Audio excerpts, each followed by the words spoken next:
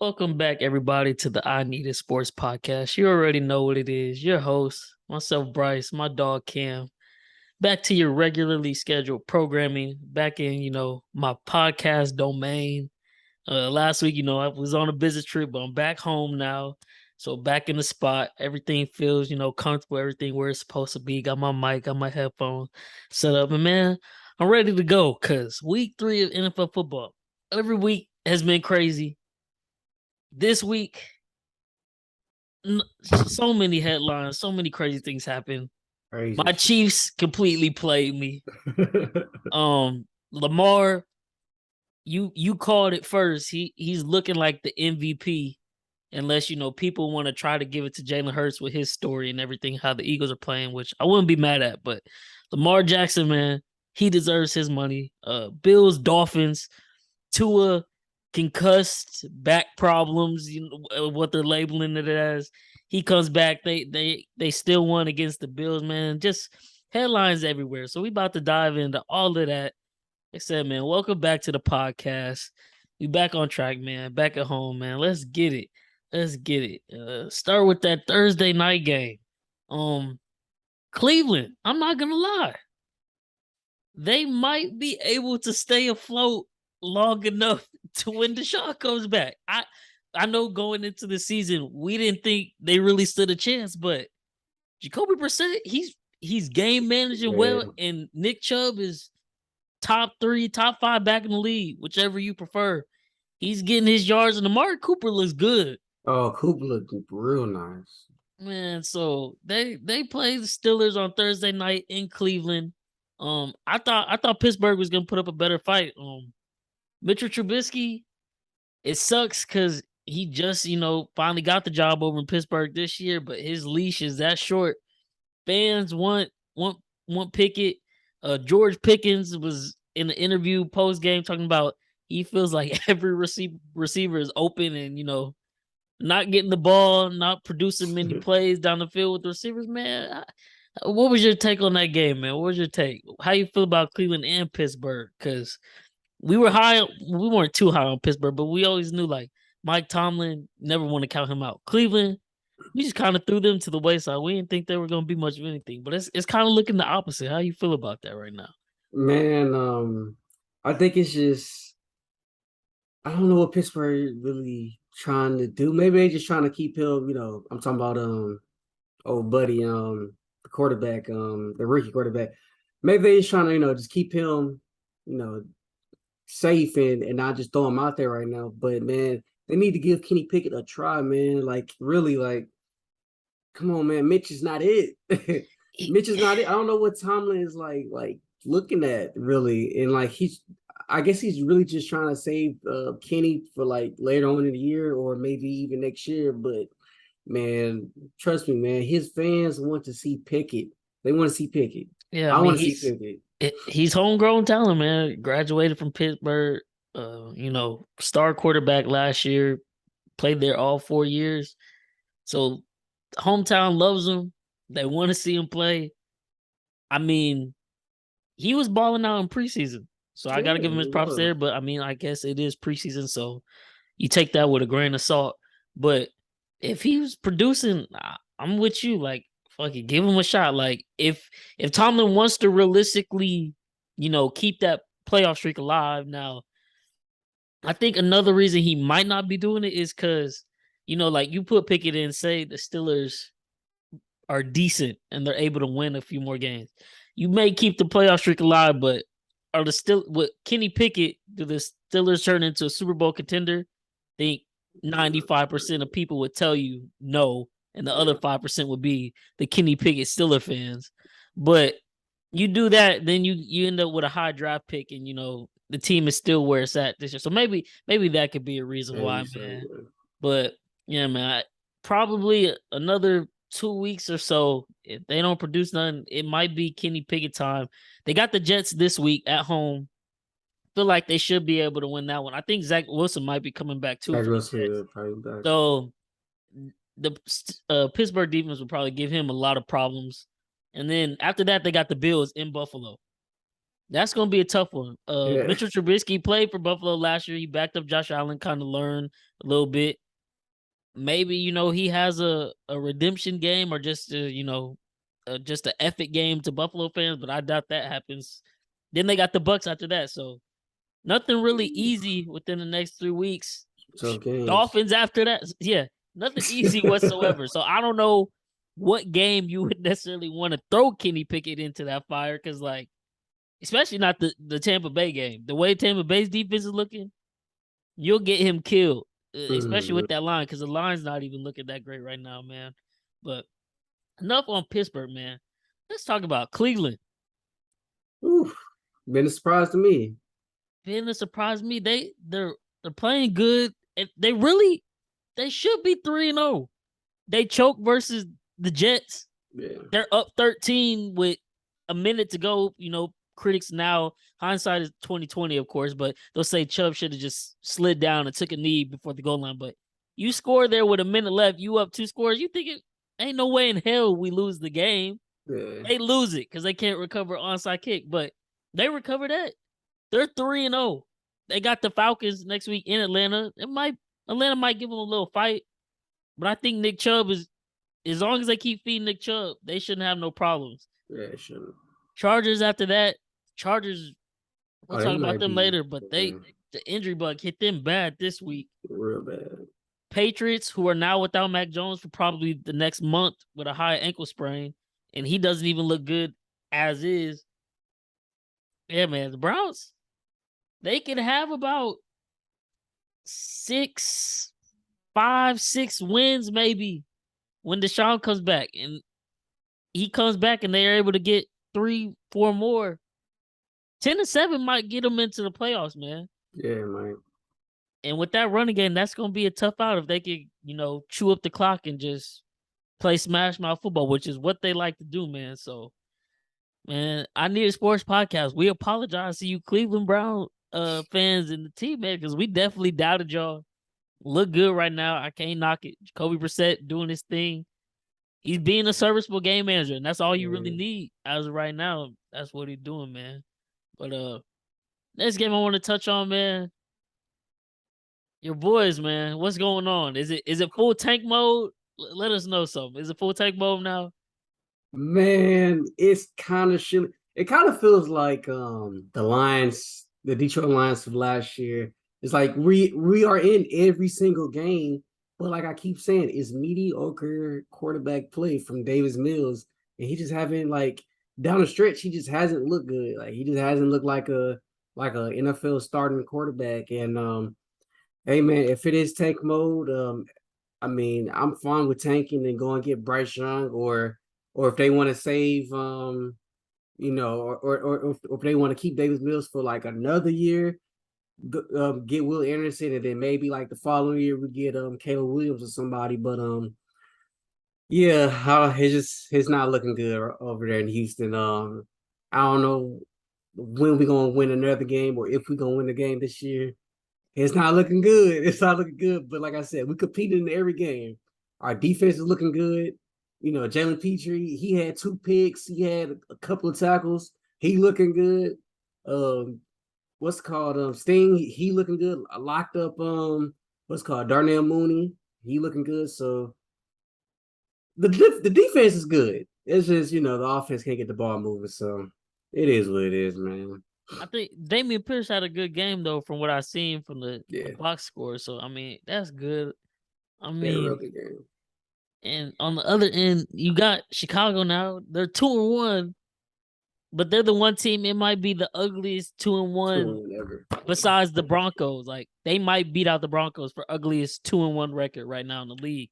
Definitely. I was reading the stat earlier. I believe it's the whole Chicago Bears team has 297 receiving yards in total this year. And there's 3 receivers, Waddle, Hill, and I think Amari Cooper, I want to say, if I'm not mistaken, that have more yards than them through 3 games. And I know the first game they were playing in the monsoon, so it wasn't like you could throw too many passes in that game. But we said it before the season started. Justin Fields has no help, and he's not looking good right now. But I don't know what people expect from this roster in Chicago. You have Darnell Mooney. That's it. Yeah.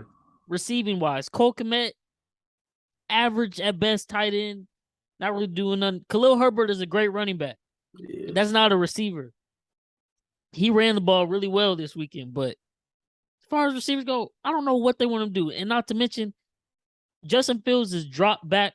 He's thrown the least amount of passes in the league. He's gotten sacked the most. He's getting sacked at a 53% rate right now. That's more than half of his dropbacks. So if the quarterback gets a snap and he's running for his life off rip, I don't know what more y'all could possibly want from him. He's not Superman. And I'm just praying, they made a lot of moves this offseason to offload a bunch of contracts, get some money. Hopefully get a good draft pick. I mean, they're 2-1, so if they were trying to tank for good draft picks, that's not off to a good start either. Right. But I hope they get him some help sometime soon, man, because he's definitely got talent. And I don't want it to be chalked to, it's just another Ohio State QB, they can't play in the NFL. Like, that doesn't fit this scenario. Like, there's nothing in Chicago for him. Bad situation, horrible situation right now. But they found a way to win. So they're 2-1. They're currently tied in the NFC North for first place with the Packers and the Vikings. So, I mean, more power to them. But like I said, that's the ugliest 2-1. Yeah. And then next up, man, I know you sticking with them, you riding with them. And I'll say this because I've been on this case the first 2 weeks, but this week it really wasn't his fault. Yeah, it wasn't his fault. It really wasn't his fault. If y'all couldn't get what we're hitting at, the Raiders are now 0-3.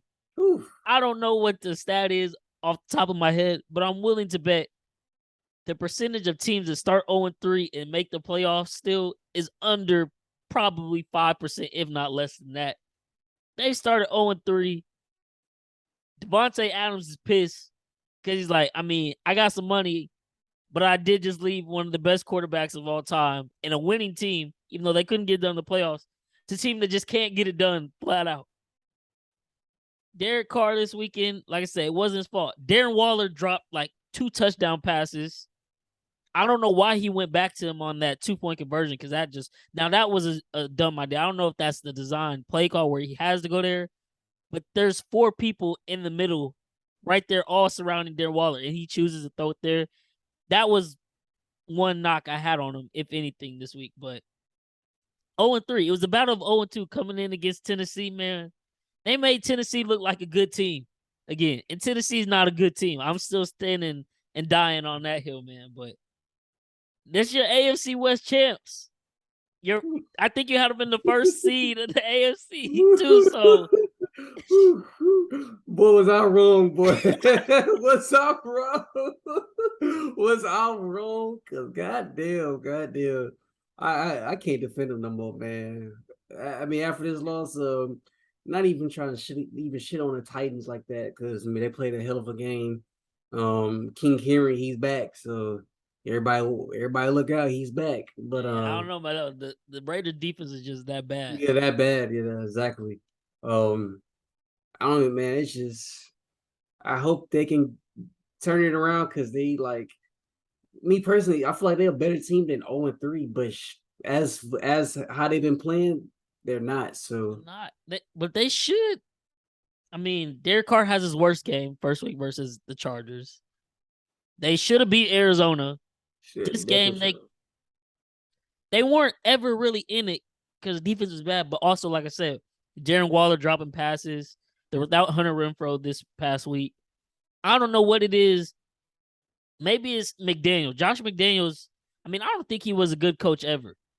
I mean, there's a lot of evidence to say that Bill Belichick's coaching tree, you shouldn't hire them as head coaches because All the results are horrible. But hey, that's a conversation for another day.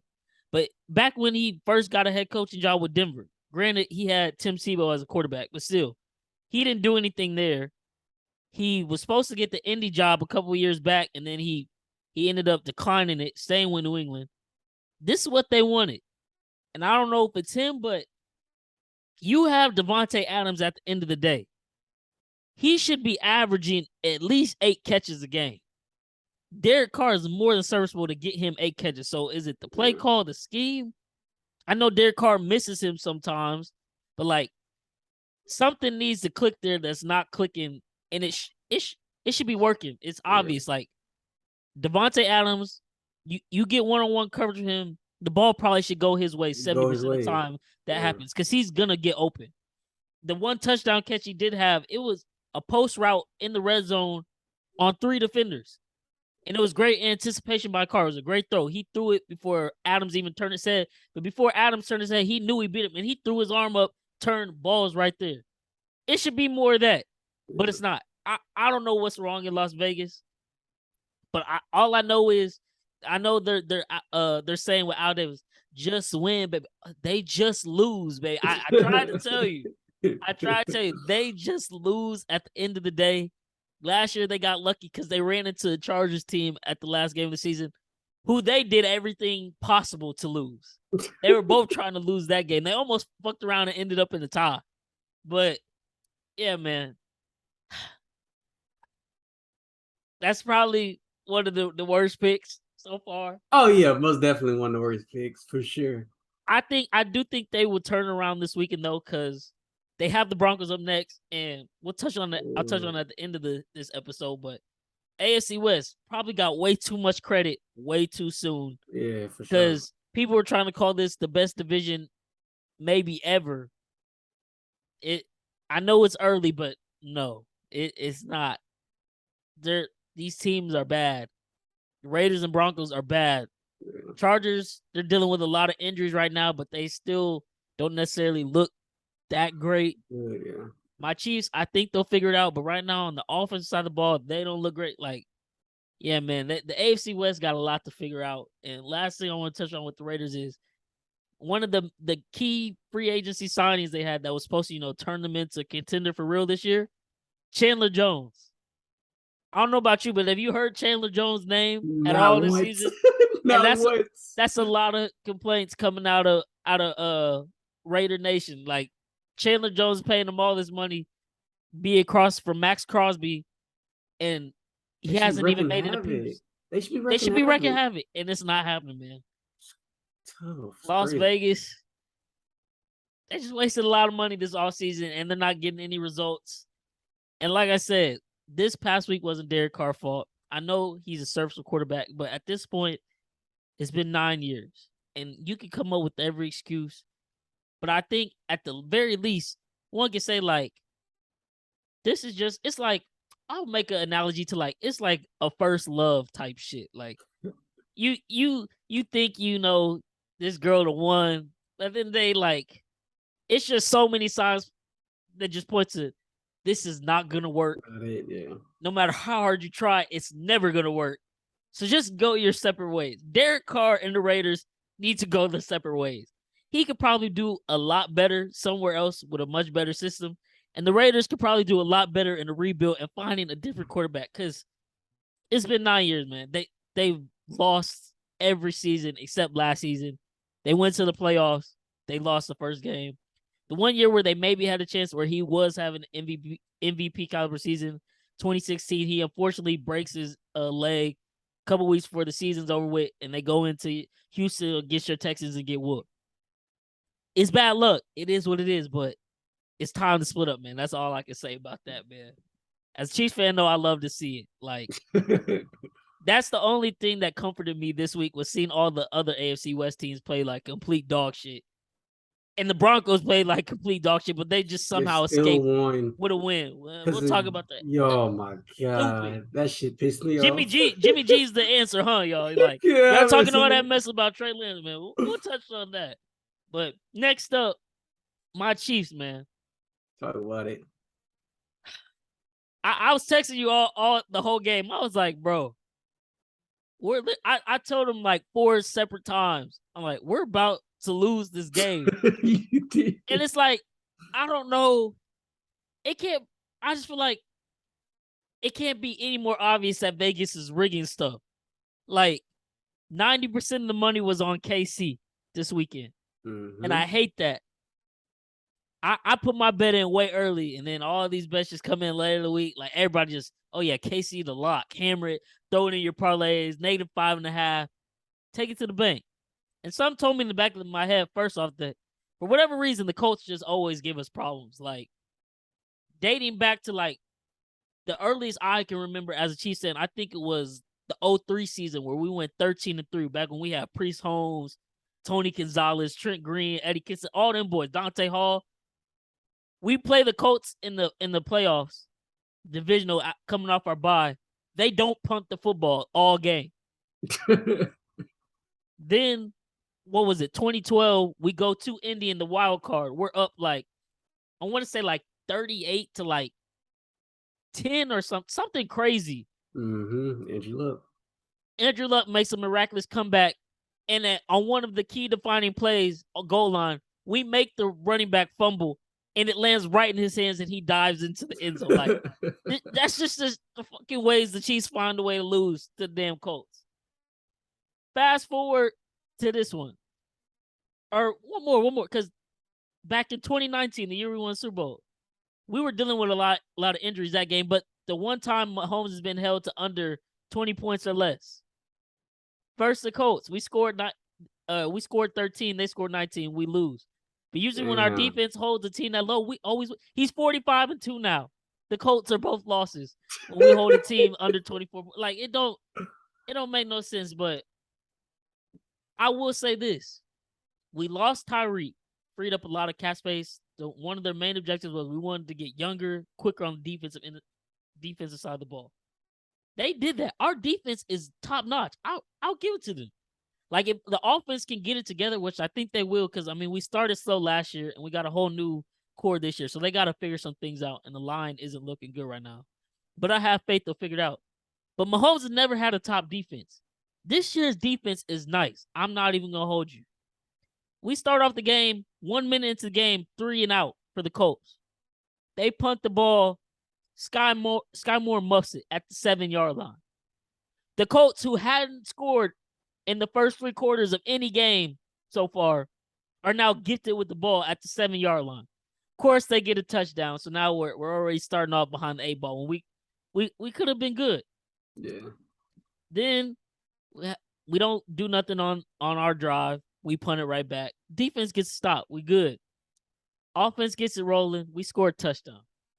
I bet over 6.5 first quarter for the Chiefs. Why the fuck did Matt Amendola miss the extra point? Ooh. So that's 2 special teams blunders already in the first quarter. Now we're at a 7-6 deficit. Then defense still playing lights out. We score again. We go for 2. Kelsey, he really didn't catch it. I don't know what the refs were looking at. They reviewed it for like 5 minutes, and they still got the call wrong. They gifted us that one. We went for 2. They called it a catch. Whoop-de-woo.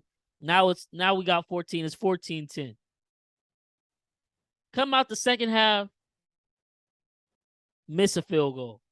Okay, well, now he's missed an extra point and a field goal. Drive again. It's 4th and 10. Why? If we don't trust the kicker at this point, it's fair to say that. Okay, I understand that. If it's 4th and 10 and we're gonna go for it, why do we not have the offense out on the field with Patrick fucking Mahomes? No, let's run a fake field goal with our punter Tommy Townsend, who on an athletic scale of 1 to 10 is probably 3.5. He's our placeholder and punter, y'all. He's a punter for a reason.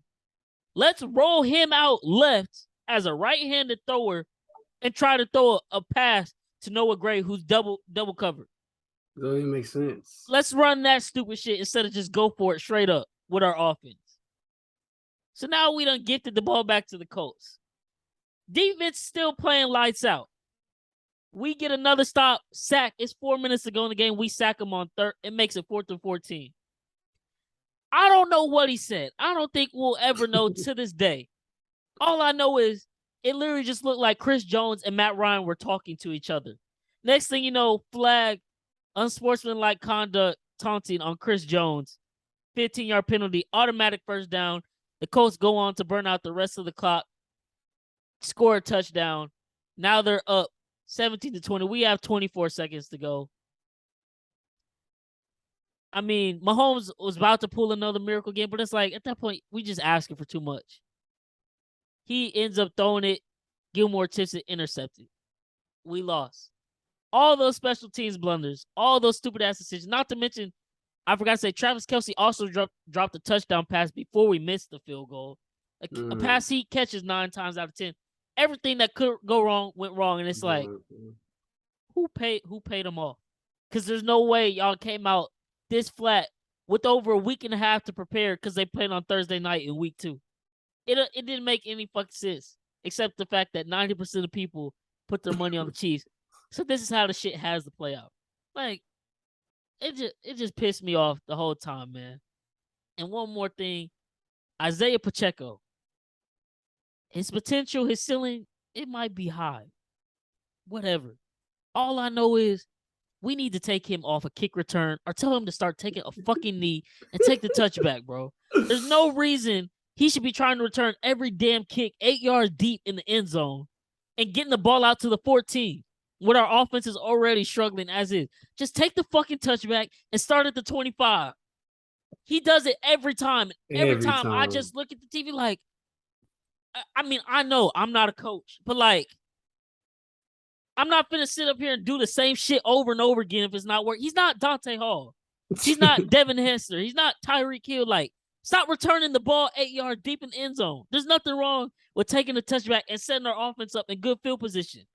I don't know the official stat, but I'm willing to bet 60% of the Chiefs' possessions have started under the 20-yard line this year because of stupid shit like that.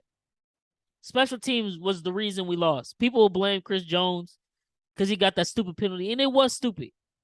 I think it was still a soft penalty because, like, you got to be like, it wasn't even like he banging into his helmet. They literally just sitting there talking face to face. Yeah. I don't know what you could possibly say to warrant a penalty unless you, like, damn near wishing death on Matt Ryan's kids or some crazy shit. I don't think he did that, but special teams, man. I hope they get their act together because they're going to need, you got to have 3 phases of the game, offense, defense, special teams to win the game. And we're going to need it this week because I don't know if we're going to travel to Tampa because the hurricane, but we got Tampa. And that's not going to be no easy task, even though their offense has been looking shitty, but their defense has been looking great. So, if anything, probably bet the under in that game because probably won't be too much scoring. But, yeah, man. That's how that Chiefs game went. Just pure agony watching that shit. Just knowing all my bets are about to go to shit because the Chiefs can't handle their business versus the sorry-ass Colts and geriatric Matt Ryan. Man, what happened between Pat and Eric Bieniemy? I don't know how to say his last name. Man, why they was arguing? So we get the ball. Defense gets a stop with like a minute to go. We get the ball. You know, of course, we're thinking, let's go get a field goal. But at the same time, we don't have a kicker. Like, Amendola has already missed the extra point at this point in time. We throw one deep. He just threw it deep. Receiver was nowhere to be found. Incomplete. Third down comes. Or I'm sorry. Then we get a first down. Then we throw it deep again. Justin Watson's open. He should have caught the ball. A drop. He drops it. It was kind of deflected, but it still hit his hands. He could have caught it. He drops it. So then we're at our like own 25, 30-yard line. We run it with McKinnon the next play for like 5 or so yards. And Mahomes like, let's get back up to the line. I want to run a play. They're like, no, just go and let's go in the half. Because at that point, like, what are we trying to force anything for? Because we don't have any deep threats. MVS hasn't looked good as far as deep routes go. We keep throwing only out routes to him. He can't break any tackles after the catch. Nobody's getting separation from any of the cornerbacks. Travis Kelce is our wide receiver 1, and they're doubling the fuck out of him. McCole Hardman he's nursing a heel injury, so he's not 100%. But even when he was healthy, he still doesn't necessarily look good either. Like what we thought he could be, he's nothing more than a gadget guy. And it's looking like, as far as skill positions go, Brett Veach has flopped on all his picks the last 3-4 years. Clyde can't find a hole to save his life. There's literally a still shot. We ran an outside zone, and yeah, it's designed to go outside, but a good running back can cut on a dime and find the open space. Literally, Jonathan Taylor did it in the game. It was designed zone to the left. He immediately saw all the defense over there. As soon as he got the ball, he just went straight right to open 7-yard gain. There's a still picture of Mahomes literally pointing to the hole behind Clyde, like, go right there. And Clyde backs up, then tries to get to the hole, and it's too late. Gets tackled for a 4-yard loss. He finished with 7 carries and 0 yards rushing for the game. I see that. The offense looks awful right now. I'm still keeping faith they'll get it together, but this shit is terrible right now. The blocking, we thought we were going to have a good line. They're not looking good. Orlando Brown wanted Trent Williams money. He's not looking good. It's a mess right now. They need to get it together. I think they will, but right now, it's a complete shit show, and it showed itself versus the Colts. Because despite all of that, they still should have won the game. We were up 17-13, left like 14 points on the board. And so that's why I won't hit the panic button where people are like, oh my God, like, we need to fire EB. We need to change something up. We need this. Like, relax. Like, despite all that, they still should have won the game, if not for the Chris Jones penalty that gives the Colts the first down and continues the drive. But yeah, man, completely sold. In my mind, you can't tell me Vegas didn't rig that shit. Like, I don't care what you say, man. Like, they definitely rigged that shit for sure. But next up, Bills Dolphins, man. Did this game go how you thought it would, or you thought the Bills were gonna get a win? Man, I knew Miami would have, been able to compete, but after hearing, Micah Hyde out for the year, Jordan Poyer, he went down too.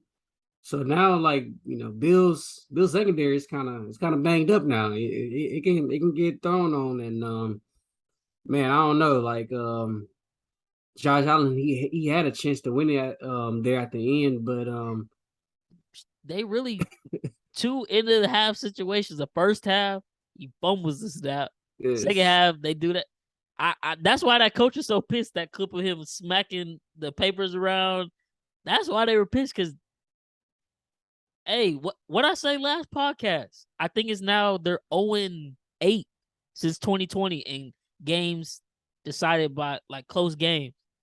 Unless they blowing people out, they're not gonna win the game. They can't finish. But people don't want to talk about that with Josh Allen. I'm just saying. But you can continue.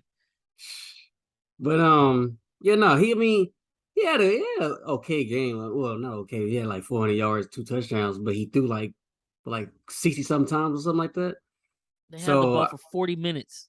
Yeah.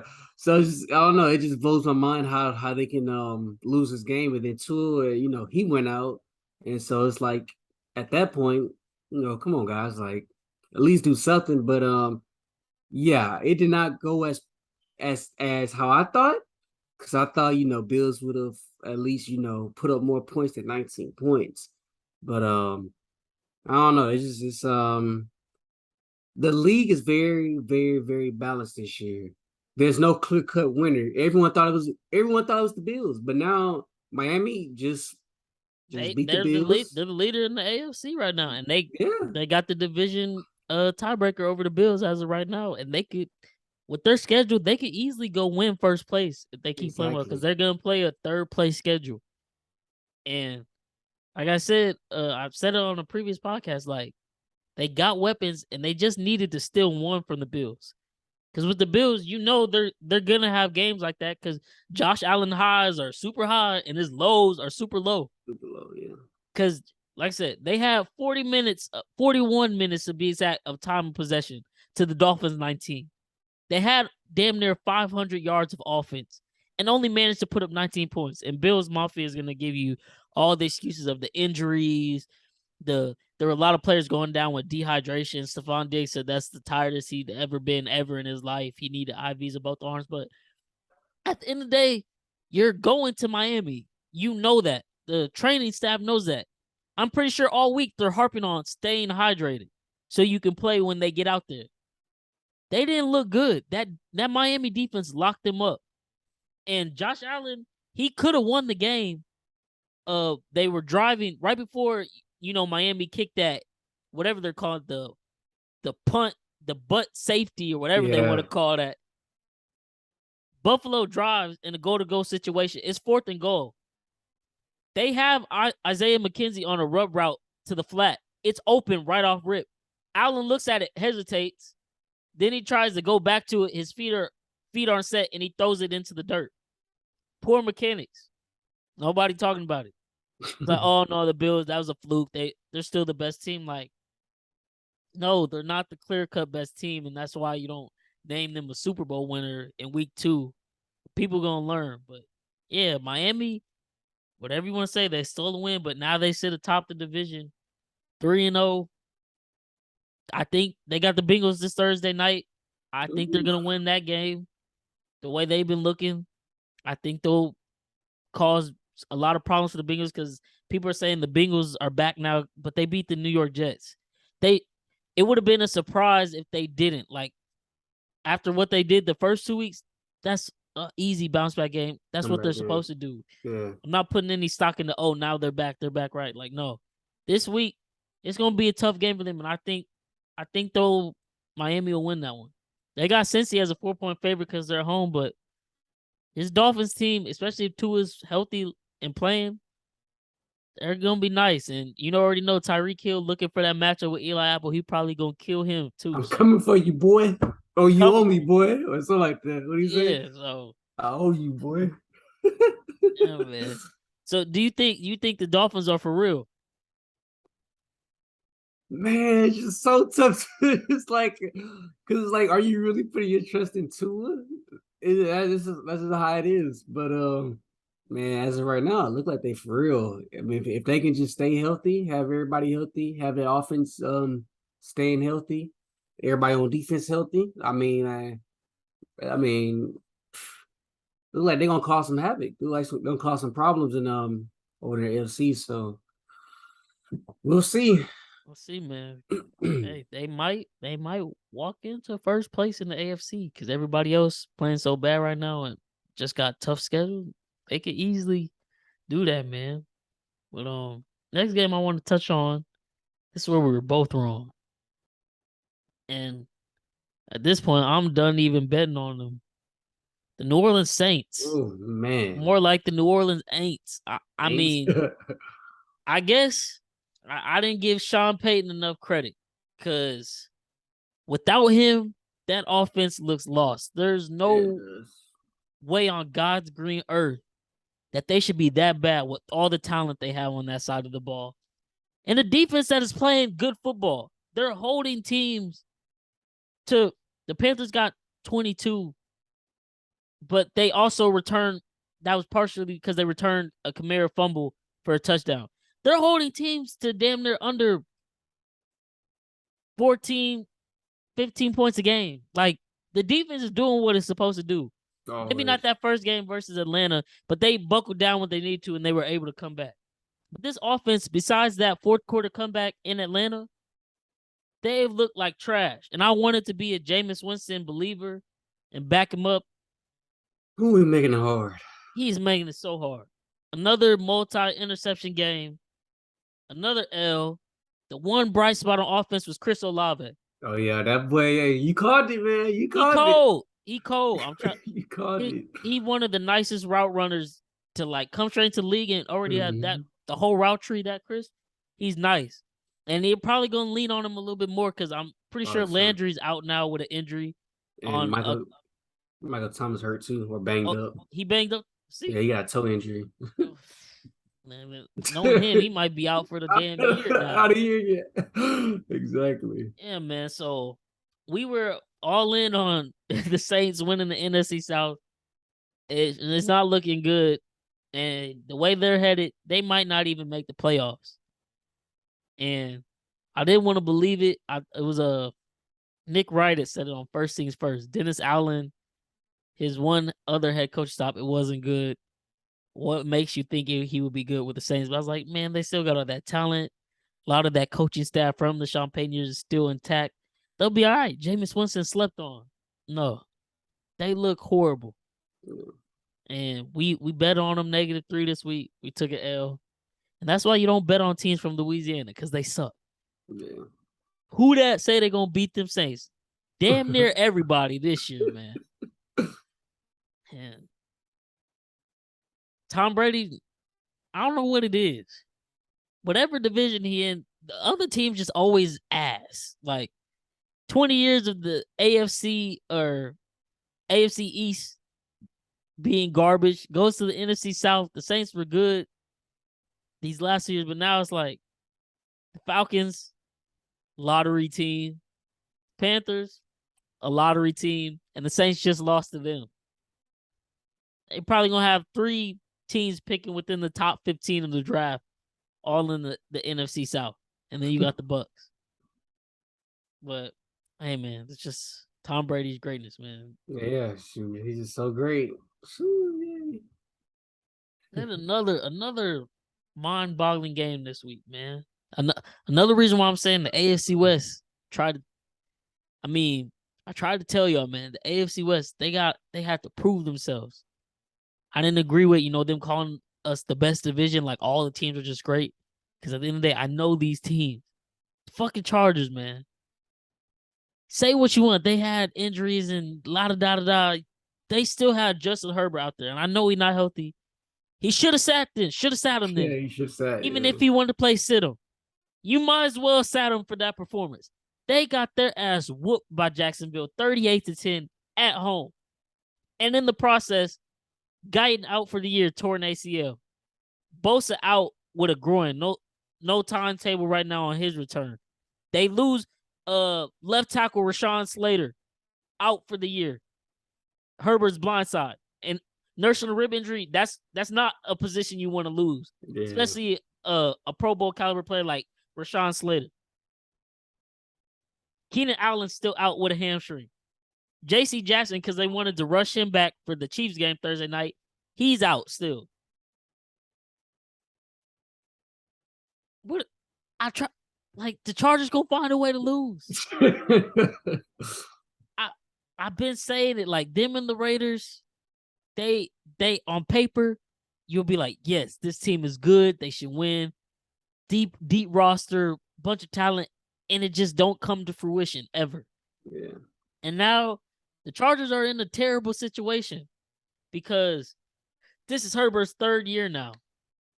The kind of NFL goal for like a team is like you want to be able to draft a young quarterback and be able to capitalize while you can put pieces around him and you don't have to pay him. Yeah. You're now 3 years in, Herbert. You're going to have to pay him because he's a franchise quarterback. There's no doubts about it. Probably might get rid of Brandon Staley if they don't do what they're supposed to this year. But you're going to have to pay Herbert, which then in turn means you're going to lose some pieces that make them the most talented roster in the league. But with the most talented roster in the league on paper, they're still not producing with Herbert. So what do? People just wanted to say, oh, they're automatic lock for the AFC West this year. They're going to be in contention for the Super Bowl. Like, you can't just say that. For a team that hasn't even made the playoffs. And now, with all these injuries, they could easily drop a couple more games. Like you said, your Texans, they might lose, but they'll damn sure play somebody tough. And last year, they dubbed Herbert. Yeah, they did. And I wouldn't be surprised if y'all somehow find a way to do it again this week, just the way the Chargers are looking right now. It does not look good. And Brandon Staley, they wanted to say he was one of the better young coaches when he first got hired. Then he does the stupid stuff with all the analytics and going for it too much and blowing games last year. So this year he's kind of dialed it back. And shit, maybe he should have just stayed with what he was doing. Like our game when they played us. If he goes for it a couple more times and maybe they get touchdowns instead of field goals, then it might be a different outcome. It might not be dependent on Asante Samuel Jr. dropping an interception here or there. But like I said, man, Chargers find a way to lose, man. What you think about this? Because I know, well, I don't. You didn't have to make the playoffs, did you? I think I had three teams making the playoffs out of that division. I had them, y'all, and I believe the Raiders. Okay, okay. All three of them making it, but yeah, they don't look good. The injury bug unfortunately hit them. I mean, I feel like there's nothing they can really do about that. But let's talk about the Jags though, man. They got no pushover now. Like they actually pretty. If you watch them, they actually pretty good, bro. Like for real, for real. Yeah, no, they're good. I was completely wrong. I was on record saying multiple times the Jags are not good. Yeah, Trevor I was with Lawrence you. not good. Christian Kirk not wide receiver one. Shit. The one thing I am really pissed about that we missed out on, and it probably would have, because we're talking about it right now. We need a running back too on our fantasy team for the podcast league.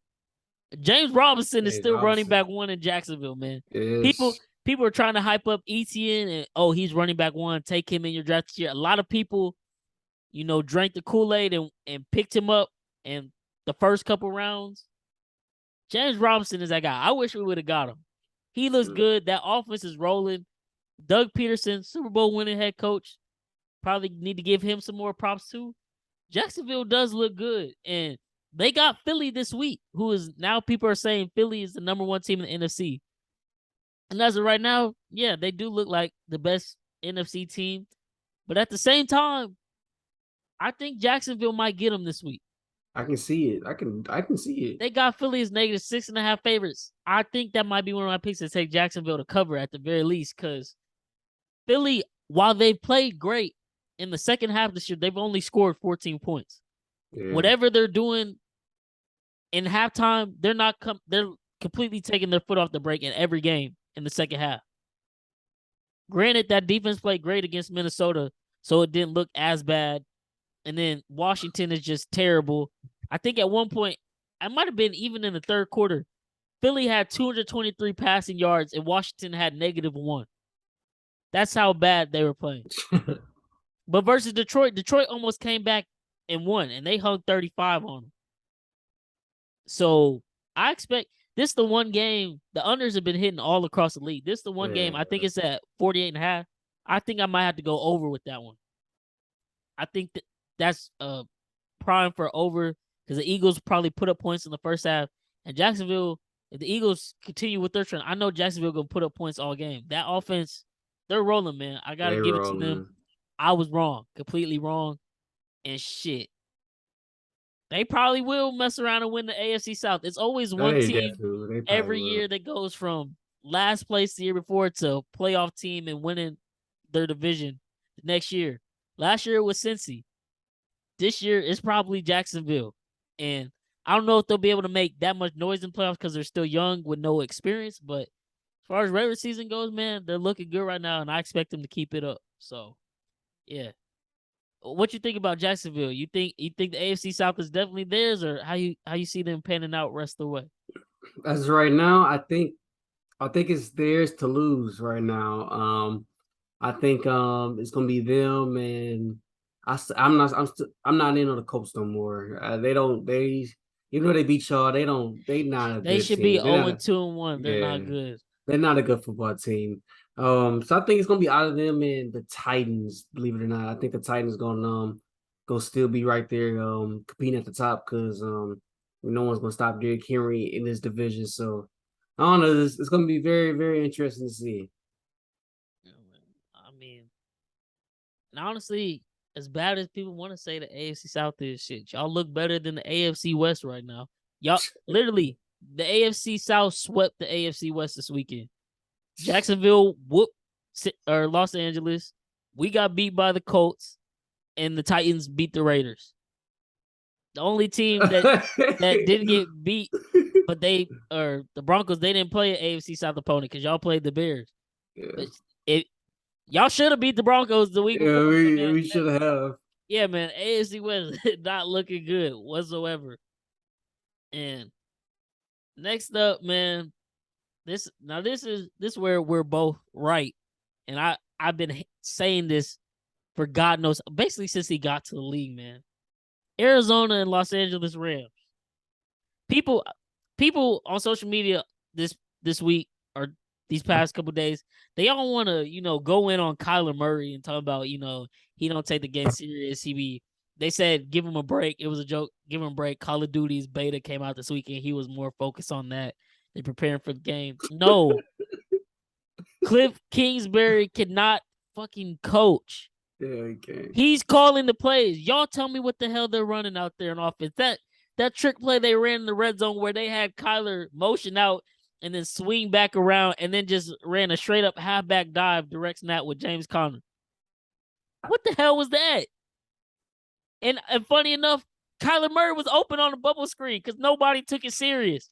Everybody literally flowed to the ball and they still just ran it right there. Cliff Kingsbury literally went from not even being able to have winning seasons with Texas Tech in the Big 12 to getting a head coaching NFL job. And y'all expected him to be good. Y'all expected Cardinals and Kyler Murray to be able to produce with that. No, he can't coach. And not enough people are talking about it for me. Like, he cannot fucking coach. And you see it week in and week out. They're not even, the plays they're drawing, it's like, people are like, oh, Kyler running around too much. He has to. Because there's no plays drawn up where it's like 3-step drop. Oh, we're scheming. Get the ball out right here. 5-step drop. Oh, get the ball out right here. There's none of that. You see none of that. Kyler drops back and it's like, okay, how can I buy some time till somebody gets open? That's how awful it looks right now. And that's coaching. That's not Kyler Murray. Kyler Murray has won football at every level of his life. Mm-hmm. Cliff Kingsbury has not. You tell me who's probably more responsible for why Arizona sucks right now. But y'all know why Kyler's getting more to blame than Cliff Kingsbury. But nobody want to have that discussion. Yeah. Come on, man. Come on. He can't coach. He can't. You called it. I mean, we both called it, man. Like, he's not a good coach. Like you said, there's no way someone should go from a losing coach in the college football to a head coaching job. It don't even make sense. It don't. At least Matt Rule at Carolina, at least he was somewhat winning with Baylor. The year he left, he made it to the Big 12 championship, Big 12 regular season champions. No, Cliff Kingsbury is literally going 5-7, 6-6. And I get it. Of course, Patrick Mahomes wasn't the Patrick Mahomes he is now. But he had Patrick Mahomes literally putting up numbers where he's throwing 734 passing yards with like 7 touchdowns and still finding a way to lose. Because Cliff Kingsbury can't coach. And that's what got promoted to a head coaching job without second question, oh, he's an offensive genius. No, he's not. And they paid Kyler, so it's going to have to be Cliff. And once this year goes to shit, as I think it will for Arizona, the way they're headed, I think it'll have to be Cliff will be gone. They got to get rid of him. There's too much talent on that team to waste another year with looking at that. And people will try to blame Kyler. It's not Kyler. Need to get him a good coach. Honestly, if Arizona knows what's right for them, they need to fire Cliff in the offseason and just go ahead and hire Bieniemy for months. Like, Jesus Christ. And I know people are going to be like, well, Bieniemy arguing with his players and LaShawn McCoy, because, Sean McCoy has always got something to say about him. But the T on that is LaShawn McCoy just salty because he rode the bench that whole playoffs en route to our Super Bowl victory. Felt some type of way. Then he also rode the bench in Tampa Bay the next year to that Super Bowl victory. He was great in his prime, don't get me wrong. But the tail end of his career, LaShawn McCoy was ass. Still wanted to carry the ball like a loaf of bread out here, have fun with problems. We put him on the bench. He's been salty ever since. So every time something comes up like that, he's always got something to say. But literally the players who played in our system for years, like Jeff Allen, Jamal Charles. Today, part of Chiefs Twitter was arguing with Jamal Charles about whether Eric Bieniemy was a good coach. Jamal Charles, one of the greatest rushers in NFL league history, top 3 in yards per carry average in league history. Chiefs fans are arguing with him, and he telling them, Bieniemy is a good coach. He bring the best out of his players. Everybody loves him. The players fuck with him, and they're arguing against it. I'm like, this is the stupid shit. Social, like, I get it. Everybody's entitled to their own opinion, but honestly, some people should just shut the fuck up. Honestly, excuse my French, but that's just what it is. You're entitled to your own opinion, but that doesn't mean you should give it. Because sometimes people just sound flat out stupid. It's like, shut your damn mouth. Because what are you saying? You argue with Jamal Charles and Jeff Allen, who played under Bieniemy for 3-4 years. Stupid. Don't even make sense. Arizona needs a fire cliff higher Bieniemy. And with that talent, they'll be able to get some things turned around. But even when they do that, now they got to make it to the Super Bowl. Because Cliff didn't make it to the Super Bowl. Last year was Cliff's first time making it to the damn playoffs, and you see how that went. A complete flop and got whooped by the LA Rams. So they need to hire him and then give him some time to get some things in place. But with that talent over there, he could definitely thrive. And that's what they need to do. I'm calling that's the one offseason move that needs to happen this year. I'm calling that ahead of time. Remember this now that I said this shit when it happens next offseason, because it needs to. Cliff need to be out of there. Put EB in, man. Like, shit don't make no sense how bad they're looking. And the Rams, there's the Super Bowl chance, but they still don't even look that great. Yeah, they don't. So no receiver 2 over there at all. Al Robinson looks washed for some reason. Yeah, they don't look like they're repeating this shit for sure. They don't. And like you were saying earlier, it's literally the league is wide open. Yes, it's wide open. This is the most wide open I've seen it. Philly and Miami, the two best teams record-wise, and they look like the two best teams so far. But would you trust them in the playoffs necessarily? Not Probably yet. Not. Yeah. So you really don't know what's gonna happen. This league is still wide fucking open, and something tells me at the end of the day, somehow, someway, NFC will still end up with the two teams we can talk about next: the Packers and the Bucks. The battle of the old men, the GOAT versus the bad man. The bad man got him this weekend, man. Ooh, yes, sir. But in all honesty, both looked like trash. They did. It was such a boring game.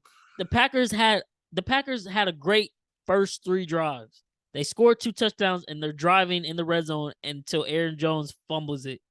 And I was watching Pat McAfee show earlier today, and it's Tuesday, so they bring Rodgers on, and he was saying he could have gave him a better ball, or maybe if he doesn't fumble it, they score or whatever. They're up 21-3, and then it's a much different game. But because they didn't, it's still 14-3.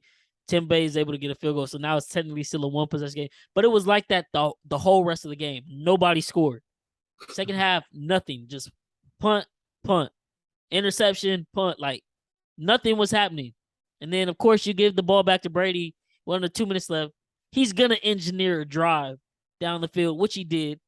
And it didn't matter because we got whooped this week in fantasy because we had a lot of duds. But I said it last episode, but we forgot to sub in Russell Gage. We should have. He went off, as I suspected, because he was going to be the only receiver, really, that Brady could throw the ball to for real. Yeah. But they get down there, they score a touchdown, throwing it to Russell Gage. And then on the 2-point conversion, Brady gets too cute trying to switch some things up at the line. They get a delay of game penalty. Ooh. So instead of being at the 2, now you're at the 7. Mm-hmm. And it's like, after that, they run a play. He throws it in the triple coverage. I think it was Devondre Campbell, I think his name is, the linebacker on Green Bay. Yeah. He tips it. Easy cover. Fournette was wide open. He had just come open. And Brady, you can see him on camera asking as they're walking on top, did you just get open? And yeah, sure enough, Fournette was open. But they both look bad. And that's the one saving grace I'm hoping goes into this next weekend. Of course, they didn't have Mike Evans. So they'll have him back. Julio's probably playing again, too. I don't know what you'll necessarily get from him because whatever he's got is still torn. PCL, I believe they said. Yeah. So they'll both play this weekend versus us, but I think our defense they should be able to still shut them down. That offense is not looking good.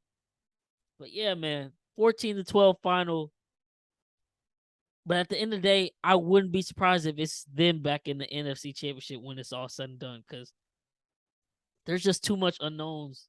And everybody looks bad, to be honest, except a few teams right now. Everybody looks bad. And I know it's the beginning of the season, so teams will get together, but the NFC is horrible. Like a lot of teams in the AFC are flopping too that we thought would be good, but the NFC is like Mm-hmm. literally horrible. Horrible, bro. It's terrible. There's It's so Philly, bad. Green Bay, Tampa Bay. I won't even throw Minnesota in there anymore because honestly, how we were talking about earlier this season, Detroit is a good team. They They really are just a good don't know team. how to win. They should Yeah. have won this week versus Minnesota and they choked. It's sad. It's always really sad They because they always lose at the end. they're such a good team, but they just like you said, they don't know how to win, bro. And there was a questionable call where Dan Campbell came post conference. I'll give him props for this because at least unlike Nathaniel Hackett's stupid ass in Denver, when he did that when he made the dumb decision to kick a 64-yard field goal week 1, he came into the press conference after the game talking about some. No, I 100% think that was the right decision. Only to then backtrack and say it was wrong the next day. Dan Campbell flat out said in the post game press conference, "Yeah, I lost this game. I should have let them go for it, play it out." And gave my players a real chance. That's on me. I'll give props to him because that's a real ass coach right there. But still, Detroit just loses a lot of games they should not lose. Yeah. They're literally beating Minnesota the whole game and let Kirk Cousins make a comeback. And it wasn't even like they were throwing it to Justin Jefferson. Justin Jefferson was getting locked up. Dalvin Cook gets injured, goes out the game. No, he threw a wide open game winning touchdown pass to Osborne. And it's like, Detroit, how? Oh yeah. I know their fans got to be fed up because at the same time they want to have hope. They know in the back of their minds, this is what we always gonna do because this is what we've always done. We just lose games, and it sucks. So they'll probably still find a way to be third place in that division. Minnesota will be second. They'll probably be able to make his playoffs, but yeah, the 3 teams in the NFC: Eagles, Bucks, Packers. Who else? Nobody else looks good whatsoever. The Rams are defensive Super Bowl champs. They don't look good. Maybe they'll get it together at the end of the season. Maybe they'll get Odell Beckham back.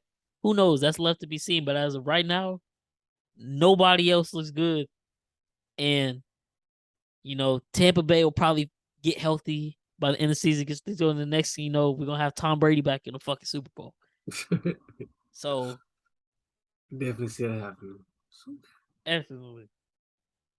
Man, 2 more games to talk about, man. Let's get into that Sunday night game, bro. Absolute snooze fest. Oh my god, it was so fucking horrible. It And was somehow, so some horrible. way, Denver won.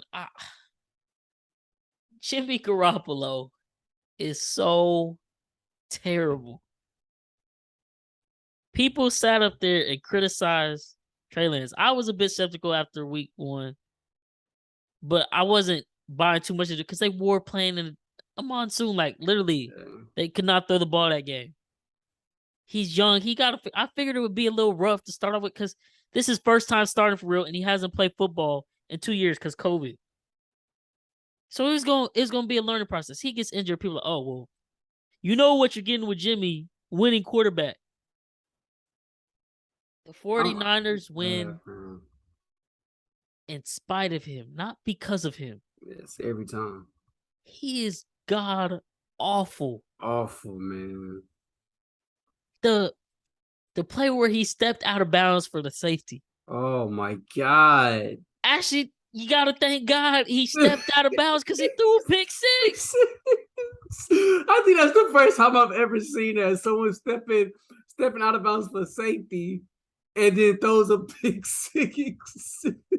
Like how bad you gotta be for that to happen. And I didn't even realize it till I sent you the clip. I was like, oh, I didn't even realize Chubb caught this and just walked into the end zone. It Like, was a nasty catch too. That was a nice pick. it's like, oh, well, thank God, he did that. 10-5. Nah. 49er defense is playing great. They'll be fine. They'll still win this game. Because while the Chiefs already sold me on the parlay, because I had Ravens, Chiefs, 49ers, I'm like, at least my 49ers pick will be right too with that one. No. The 49ers still find a way to choke. Because then after Jimmy G does that stupid stuff, 49ers let Denver get a score, but it's like, how much could you penalize the defense for that? Because they held them to 3 points all game. They got 5 because Jimmy G's stupid ass. Russ gets a couple lucky Russ-like plays from back in his early previous years, but he still sucks. And and and I'll touch on them next. But then Jimmy G, Deebo Samuel's coming across the middle as they're trying to make them. It's 10-11, y'all. They just need a field goal. You have Robbie Gold. You get the ball to the 35-yard line. They're gonna be good. They're gonna win the game. No, Deebo running across the middle, defender right here, in Jimmy G's vision, coming to double. Jimmy still throws it. Deebo Samuel gets completely blown up, deflected, interception. It's like this is the guy y'all talking about was just so much better than Trey Lance. Yeah, love him so much, man. I All get it. them Jimmy G believers. I get it. He led us to the Super Bowl. He led us to the NFC Championship. Like, 49ers are a great team. That's literally it. Jimmy G is not a great quarterback. He might be the luckiest person next to Tom Brady because he wins so much. And he literally does not have anything to do with the winning whatsoever. And I just know that locker room has got to be in shambles right now. Gotta be. Because you signed Trey Lance, say all offseason they're getting rid of Jimmy G, but they can't find anybody to trade or anybody wants him because of his shoulder surgery. So then you have Jimmy G at camp throwing to trainers on the side. He didn't even get the playbook this offseason, they said. I've seen that. He's not a part of the team. Then next thing you know, right before the season starts, we couldn't give him nowhere. So we signed him back. Now he's with us. But nobody really wants him anymore because of what's all been said. Jimmy G probably don't want to be there because of what's happened. Then, unfortunately, you have Trey Lance break his ankle. Next thing you know, now Jimmy G's in the game. And they whooped the Seahawks. Like I said, Seahawks lost this weekend to the Falcons. Yeah. The Seahawks might go 1-16. They're not a good team. Yeah, they might. They actually might. No team probably going to go 0-17 because any given Sunday. And it just happened to be any given Monday, they played the sorry-ass Broncos and were fired up because of Russ. And they got a dub. And they still shouldn't have won that one. So that wasn't anything to be happy about. But they're like, Jimmy G, this is what he does. He just wins games. You see how it all flows. Yeah, you see what the fuck happens when you have Jimmy G starting from start to finish. You have that mess. He's not good. And then on the flip side of that, the garbage-ass Broncos. Which is why I think the Raiders they should be able to get their first win this week. They should be fired up because they lost a lot. And they're playing the Broncos, who are averaging 14 points a game. They've scored 3 touchdowns all year. Yes. Pitiful. And it was on route to be 2 until the 49ers let them have one late in that game. Yeah. Nathaniel Hackett, Russell Wilson, they're trapped. They gave Russ $250 million. They're locked in, and he's not good. Seattle fans tried to tell us. Pete Carroll tried to tell us. Former players tried to tell us, like, Russ lost it. They had this whole let Russ cook. No. What made Russ good was we could run the football with Marshawn Lynch, run the play action, and we had a great defense. Once all that left, Russ would cook, and he would burn the house down. Mm-hmm. Right now, the house there's gasoline is spilled around the house. Russ is about to ignite the fire the way they're playing. And they're just getting lucky right now that they keep saying the Broncos have a great defense. They got some talent. Pat Surtain, a nice corner. They played Geno Smith, Davis Mills, and now Jimmy Garoppolo. That's the 3 quarterbacks they face. They're not good. Yeah. They're besides Chicago, because Chicago's so bad, Denver's the worst 2-1 team. They're not good whatsoever. And they're not going to be good. Mm-mm. The Raiders should beat them this week. I think they got them as 2-point favorites. We're gonna talk about all our bets tomorrow on our Pick'em episode. But I'll let you know, I locked that one right now. The Raiders should win that game at home versus Denver. I hope so. I hope. Oh my God, if they don't win that game, If they don't win that game, Devontae Adams might quit. He might. Yeah, he He's might. so fed up. He might like trade me down. But that's probably gonna be a Dookie Bowl game. Probably will. Yeah, man. The Broncos win 11-10. What a Sunday night football game. I texted you. I think they have like what 3 more primetime games this year. All of them need to be flexed off. I do Yes, not want to watch Denver in primetime any longer. I would That not be is watching that that. is boring ass football. Jerry Judy on Twitter, he deleted it, but he wanted to quote Shannon Sharp trying to talk shit. No, Jerry Judy looking like a bust. There's no real deep threat. Russ can't make short throws. He can't throw. He can't run and scramble. He's taking sacks because he can't scramble. Like everything looks horrible except the run game with Javonte Williams, and they won't run him. They keep handing the ball to Melvin Gordon, who got lucky because he had, I think they said in the game, the last 11 times he fumbled, he lost all of them. He fumbled twice in that game and luckily recovered both of them. But he's always good for fumble for whatever reason. He just can't hold on to the football. But no, let's run him instead of Javonte Williams, who's averaging like 4.5 yards per carry. Let's give it to Melvin Gordon. It makes no sense over there. Nathaniel Hackett isn't good. Russell Wilson isn't good. Broncos country, let's ride. Let's ride. Riding straight into a terrible season. They think they're good right now because of 2-1, but literally, like I said, oh jeez, I hope don't think that. The Seahawks, Texans, and 49ers with Jimmy G. This is not good football.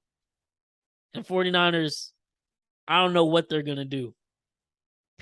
There were people honestly calling saying, let's just go with Brock Purdy.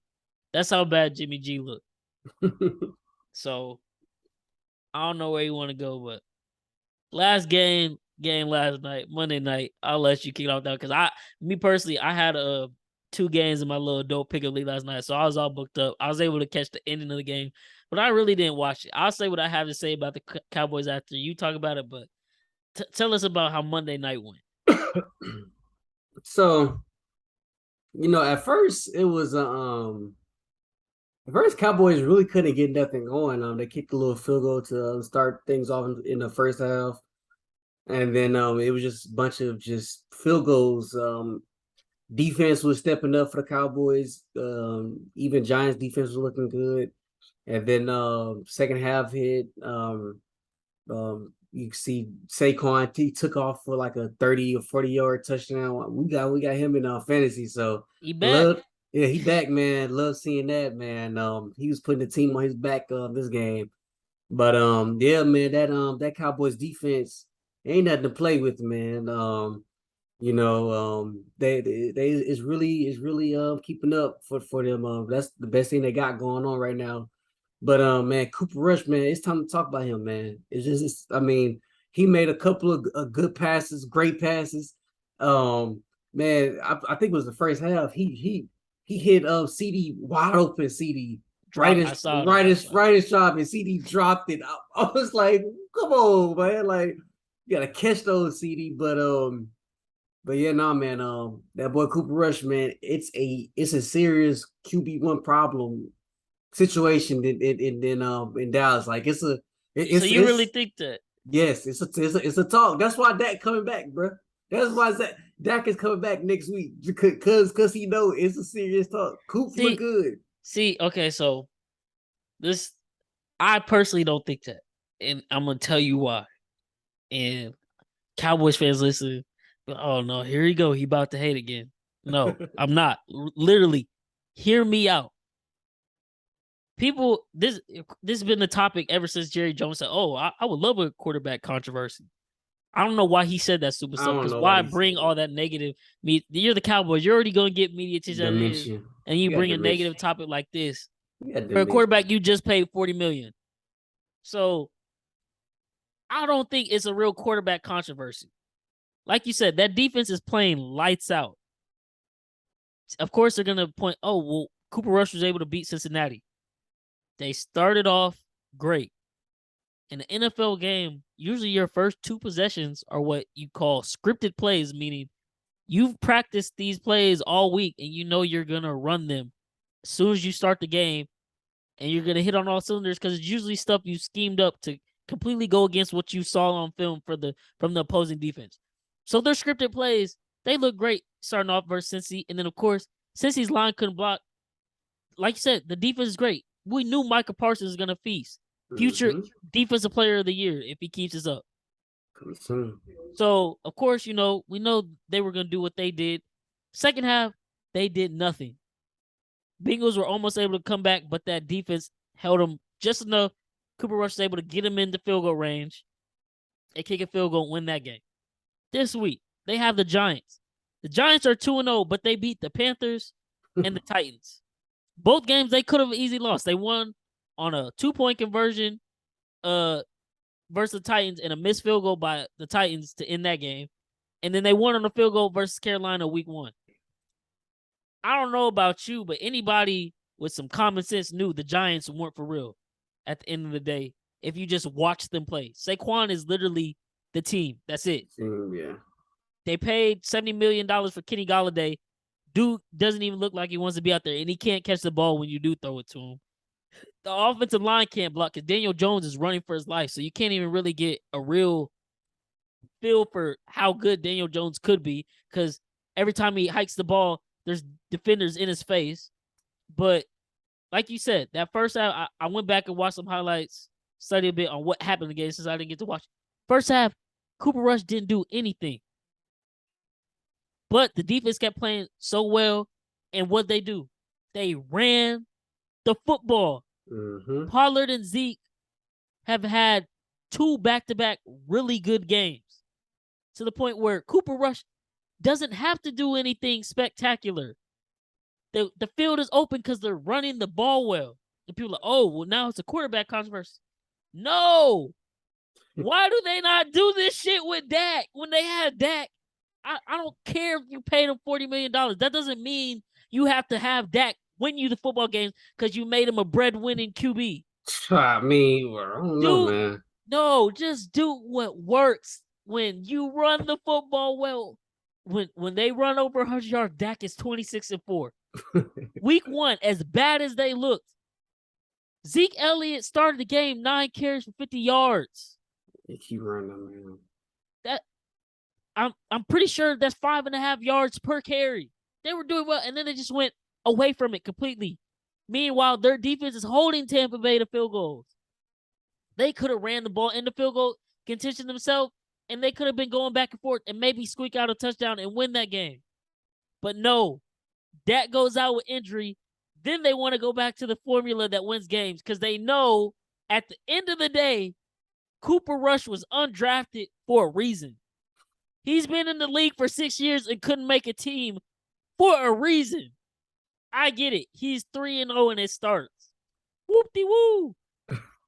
Nothing he's done is special. It's not like, oh, man, like, that's a great quarterback. He's literally just managing the game. And with that defense and the way they've been running the ball, they're winning, which is what? That's exactly what we say Dak is on every episode we talk about him. He's a great game manager. So let him manage the game. Stop trying to force him to pick apart a defense when he's not that guy, and he's proven that. But if Kellen Moore would just call the plays like he's been doing with Cooper Rush, yesterday, if Dak's in that game, they blow the Giants out. They blow the Bengals out if they call the game like they've been calling it with Cooper Rush. So when Dak comes back, especially now that he's nursing a thumb injury, he's coming back, but he's not near 100% health, and it's his throwing hand. Call the game the exact same way, for the love of God. Feed Zeke, feed Tony Pollard, and let Dak run play action and hit open receivers. Something tells me they won't do that shit. And it might look a little rough versus Washington, even though they should still be able to easily win that game. But once it does look rough, all the takes are going to be on social media. Oh, put Cooper Rush back in. He's a better quarterback. No. They're literally calling the game now how they should have been calling it the whole time for Dak. He's a game manager. Just like Cooper Rush is managing the games right now. That's all he's doing. If the Cowboys were to be able to make the playoffs with Cooper Rush, you cannot sit up here and tell me with a straight face you have faith that Cooper Rush is going to lead them to some playoff victories. You don't. I don't know, man. I don't know, man. No. Look. I'm about to go get you on this one, B. I'm about to go get you on this one, B, love, man. Cause man, it's just like, you don't pay your quarterback all that money just for him to game manage. That just don't happen. Kirk Cousins. That, ugh. But I'm just saying. even him, he still throws like 30 to 40 times a game.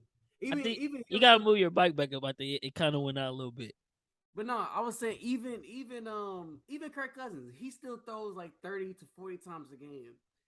I just feel like you don't pay a quarterback all that money just for him to game manage. Like, you can still hear me, right? You hear me good or no? It's still kind of low, but I can hear you. So,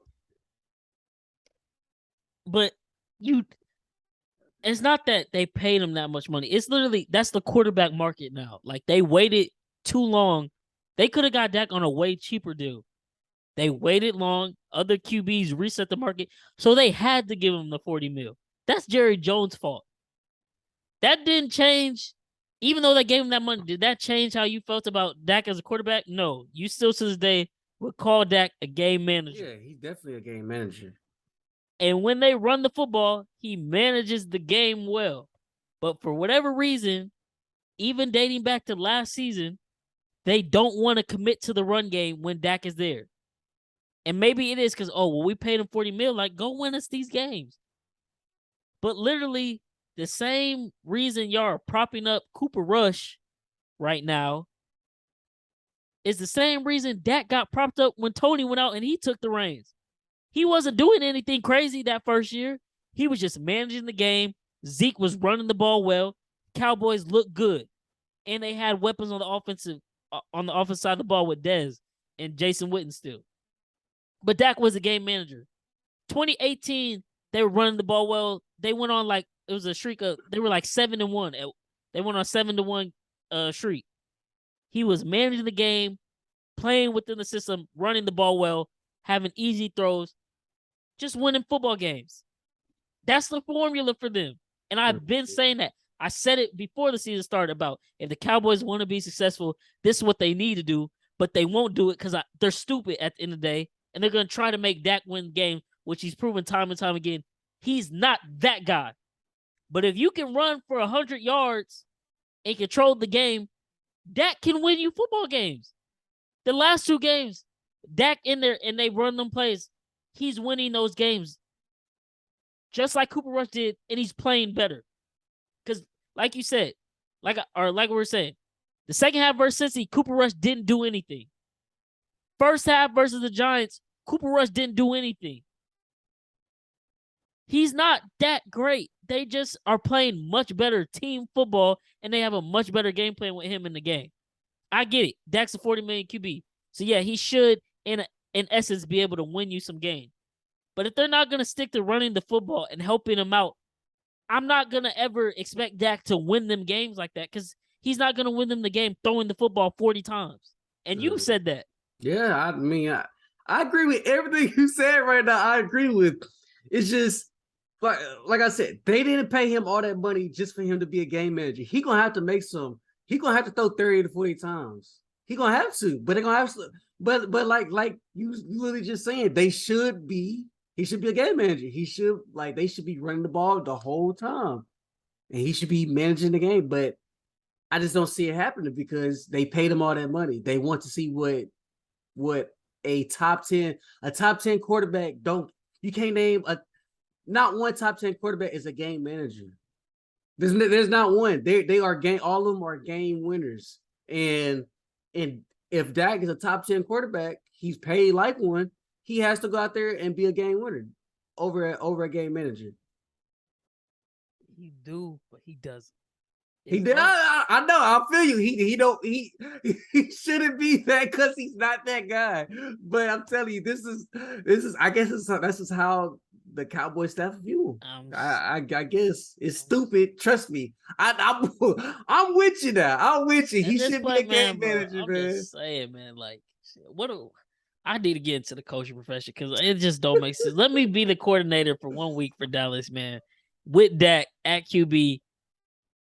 Just run the football. Run the ball. I'll get it. I'm with you. I'm telling you, I am with you run that ball. You see, you put up the stats when they run the ball and Zeke run over 100 yards. What, they only lost like 6 times out of. Yeah, and it don't even have to be Zeke right now, because right now Pollard yesterday he went look good. 105 on 13 rushes. Zeke had 73 on 15 carries, but he also had a touchdown. They do that with Dak. With their schedule, Dak's gonna be able to take them to the playoffs. They do that in the playoffs. Dak should be able to win them a wild card game, possibly a divisional Probably game. Now the more. divisional game might be a moment, because that's when, you know, obviously everything's ratcheted up. Defenses are playing their best. Maybe that's comes the point in time where Dak has to go win in the game, maybe on a game-winning drive. On the game-winning drive, and I think he could do that. He could do that, but they need to help set him up for that. Not just, okay, from the jump, let's have him win us the game. No, have him set up to where he has the opportunity to go win the game at the end, but not him being the reason why from the jump that y'all won the game. No, run the football. That's who they are, especially this year, because they don't have that many weapons on the offensive side of the ball. CD, like you said, he had that drop. Yes, he had the great one-handed catch, but he's still not looking like a bona fide number one wide receiver. Noah Brown is looking pretty good, but his catches are coming off the play action. Cooper Rush is able to find them because people have to respect the run game right now because they're running the ball that well. Just do that. I'm just saying, man. That comeback, these next 4 games, because he's not healthy. Run the football. Let him make easy passes. If they don't do that, yes, he's going to struggle. Yes, media is going to blow it up and say Cooper Rush is better, but that's not the case. Dak is paid $40 million for a reason. He's one of the best game managers in the league. Mm-hmm. Cowboys just don't set him up to game manage, and they've been doing that for Cooper Rush, and now people are, oh, Cooper Rush is a better quarterback. No. Because when Dak was doing it, there was a lot of a whole crowd of people that were saying, no, Tony Romo's still better. He should still get his job back.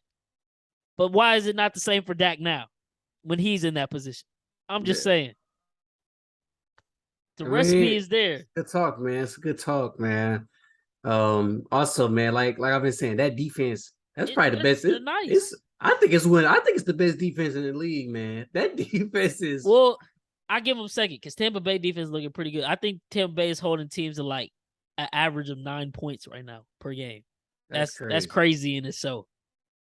Hopefully, my Chiefs are able to put up more than that weekend because we're gonna need it. But yeah, that defense is nice. Micah Parsons, Trayvon Diggs is good, but a big reason why you can't play a secondary can't be good unless the defensive line is good. And the way they're putting pressure on quarterbacks, that's making it that much easier for Trayvon Diggs to play better. So because he doesn't have to cover that long, because Micah Parsons is getting home. And like I said, he's defensive player of the year so far. He's on track for it as long as he keeps it up. Yeah, that defense is cold. That defense plays like that. They're able to keep that up, stay healthy. They're able to run the ball well. Dak will lead them to the playoffs, and they'll probably split games with Philly. Honestly, and if they split games with Philly, they'll probably be right there for first place in the division again.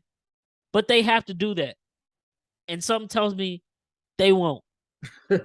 Stupidly. And then they'll blame Dak. And I'm coming to Dak's defense right now on this episode. Because he doesn't deserve some of the hate he's getting right now because Cooper Rush is playing so well. Cooper Rush, 215 yards, 1 touchdown. What did he have last game versus Cincy? 235 yards, 1 touchdown. Those are game managing stats. Dak could do that easily, but they haven't given him the opportunity, and they damn sure didn't in that Tampa Bay game, which is what everybody keeps going back to. But they just held Aaron Rodgers to 14 points. Before that, they just held the Saints to 10 points. That defense is just cold, and it's the first game of the season. You're running the ball well, and you go away from it and try to have Dak win you a game versus that defense led by Todd Bowles with an offense with no real weapons, and you're banking on CD being number one, but that's his first game as the number one wide receiver, and they put all the attention on him. Dak was set up to fail that game. They should have they might have still lost, but they should have been able to keep it a much closer game if they just would have stuck with running the ball. Because it's not like Tampa Bay was running away with the score. They kicked like what? 4 field goals? Because they scored 1 touchdown and the rest was field goals the rest of the way. They won 19-3. Tell me, man. I get it. Cooper Rush is doing what needed to be done to win these games. But as long as they keep the play calling same and Dak comes in and does what he needs to do, they should win, man. And he'll be good. But they should. We'll see. We'll see, man. That wraps up NFL Week 3 recap, man. Another episode in the books. Tomorrow we'll be back with our pick'ems for the week. All the bets locked in. And then next week, man, probably gonna start splitting it up. 1 episode NFL, 1 episode NBA, because it is that time again. Yes, we're gonna have our boy Chris back on here. Like we said on the episode, he was here. He's one of our NBA guys, so he'll be back. Probably have a few special guests coming on to start off some of the preview episodes for the NBA, man. But now we get both sports, man. We really just about to kick in the overdrive right now, man. NFL and NBA every week. Can't wait. NBA season. We'll get our thoughts and everything together for that. But man, that's also wide open. Mm-hmm. A lot of parity in the league this year. Should be some great games. But yeah, man. Can't wait for that. We'll get into it. Like I said, man, this wraps up this episode, NFL 3-week recap. Your kids from the neighborhood signing out. Bryce, my dog Cam. We'll see you on the next episode, man.